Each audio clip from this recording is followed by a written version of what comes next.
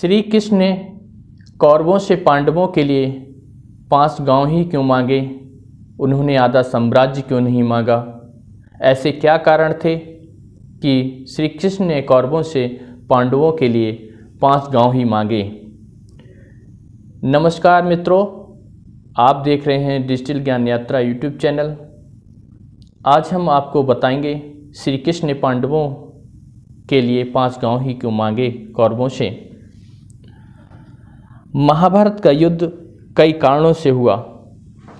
उनमें से सबसे बड़ा कारण कौरवों और पांडवों में भूमि बंटवारे को लेकर था। महाभारत को टालने का भरपूर प्रयास किया गया था। अंत में श्री कृष्ण पांडवों के शांति दूत बनकर कौरवों के पास गए और श्री कृष्ण ने कहा कि पांडवों को आधा साम्राज्य नहीं चाहिए, उनके लिए आप सिर्फ 5 गांव ही दे दें, जिससे महाभारत का युद्ध ना हो। श्री कृष्ण ने समझाया कि अगर ये युद्ध हुआ तो दोनों तरफ से खून की नदियां बहेंगी, जिससे सारा कुरुवंश नष्ट हो सकता है।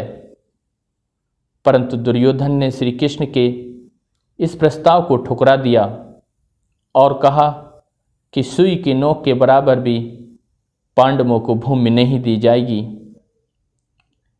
क्या आप जानते हैं कि वो 5 गांव कौन से थे? उनके क्या नाम थे? चलिए आज इस वीडियो के माध्यम से आपको बताते हैं। पहला नाम था हस्तिनापुर का। मेरठ के क्षेत्र के आसपास वाला क्षेत्र हस्तिनापुर कहलाता था। कहा जाता है कि हस्तिनापुर युधिष्ठिर ने बसाया। कहीं कहीं ये बताया गया है कि हस्ती के नाम के राजा ने हस्तिनापुर को बसाया। इसी में पहला गांव है हस्तिनापुर।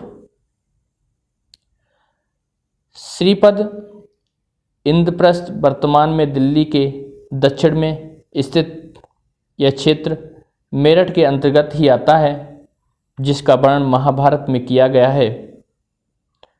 दिल्ली में पुराना किला इस बात का सबूत है। इतिहासकार खुदाई में मिले साक्ष्यों के आधार पर यह मानते हैं कि पांडवों की राजधानी यहीं पर रही होगी और खुदाई में ऐसे बर्तनों के अवशेष मिले हैं जो अन्य जगह पर नहीं मिले। वहीं दिल्ली के गांव से 14 ईस्वी पूर्व का एक अभिलेख प्राप्त हुआ है, जो आज तक दिल्ली के लाल किले के संग्रहालय में आज भी सुरक्षित है।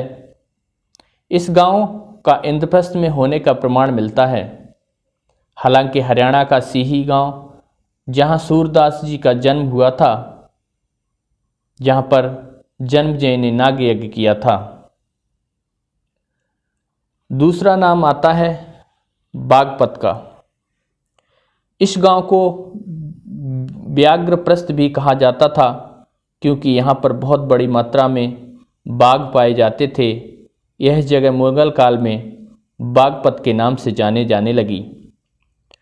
बागपत ही वह स्थान है जहाँ कौरवों ने पांडवों को लक्ष्य ग्रह बनवाकर मारने की कोशिश की थी। वर्तमान में बागपत एक समृद्धशाली जिला है। यहाँ पर उत्तर प्रदेश के सबसे कम गरीब लोग रहते हैं, अतः यह कह सकते हैं कि यह विकसित जिला है।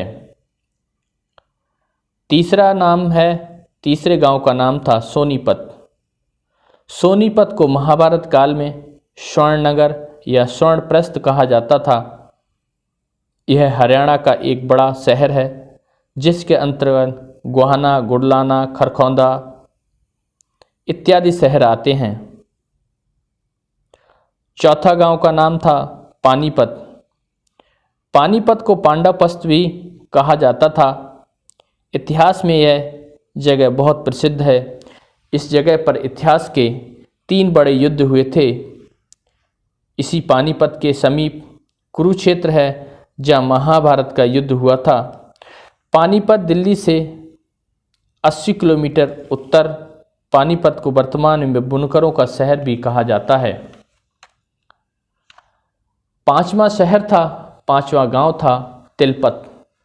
तिलपत को पहले तिलप्रस्थ कहा जाता था। वर्तमान में ये फरीदाबाद का एक कस्बा है जो यमुना नदी के किनारे स्थित है। इस कस्बा अपने वैभव के लिए प्रसिद्ध है। एक कृषि प्रधान कस्बा है। यहाँ के किसान समृद्ध एवं खुशहाल हैं। तो ये थे 5 गांव जो कि श्री कृष्ण ने कौरवों से पांडवों के लिए मांगे।